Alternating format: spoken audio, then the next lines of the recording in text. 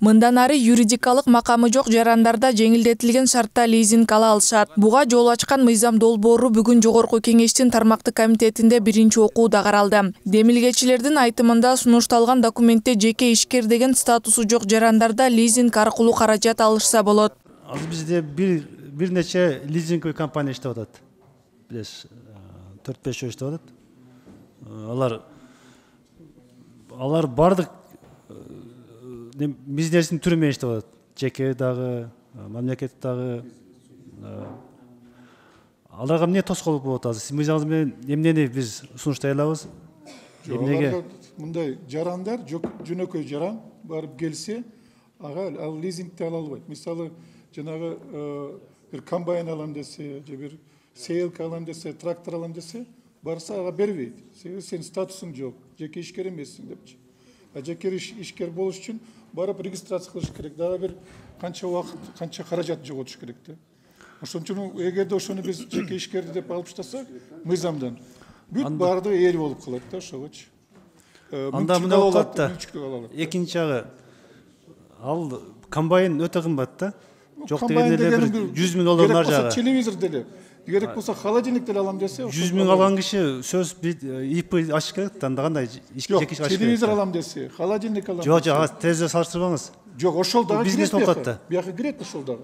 Соңку убакытта лизинг алууга кызыккандардын саны өсүүдө. Буга байланыштуу сунушталган мыйзамда жеке жактарга лизинг берүүдө бир нече артыкчылыктар каралган. Анда насыя алууда кошумча күрөө коюлбайт, каржылоо узак мөөнөткө берилет. Ошол эле учурда автокредитче керектөөчү насыядан айырмаланып, пайыздык чени төмөн болору белгиленет. Мыйзам кабыл алынып калса, бардык алат да.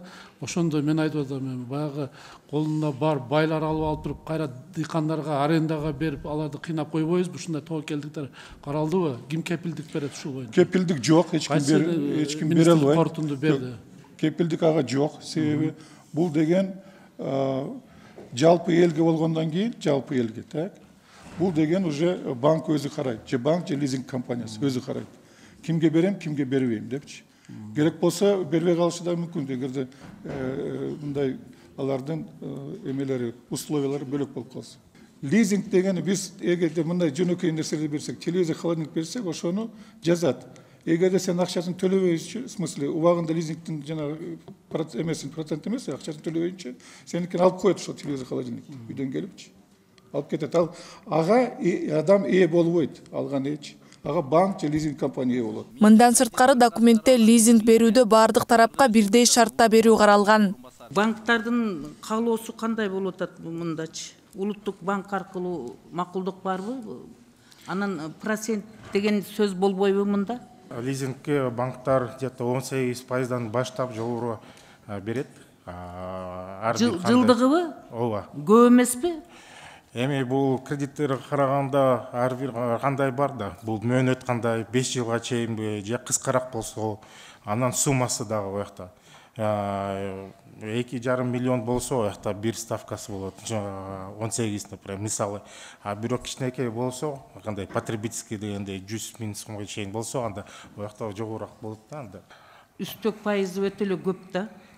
18ден ашып кетсе десеңер анда өтө эле көп. Бул сүткөрлүктүн да кырына чыгып алып кетсеңер. Азыр 10%ке түшүрө албай кыйналып атса, даже ипотечный кредиттерди. Бул анда карапайым эл процентин төлөйбү, алып пайдаланабы аны. Андыктан эл өкүлү жөнөкөй жарандарга насыя берүүдө пайызын төмөндөтүүнү сунуштады. Белгилүү болгондой, аталган мыйзам долбоору өлкөдөгү лизингти өнүктүрүү жана жарандарга жеңилдетилген шартта лизинг берүү максатында иштелип чыккан. Жыйындын соңунда аталган демилге депутаттар тарабынан биринчи окууда кабыл алынды. Акылай Маратова, Тынчтык Көлбаев, Нью ТВ.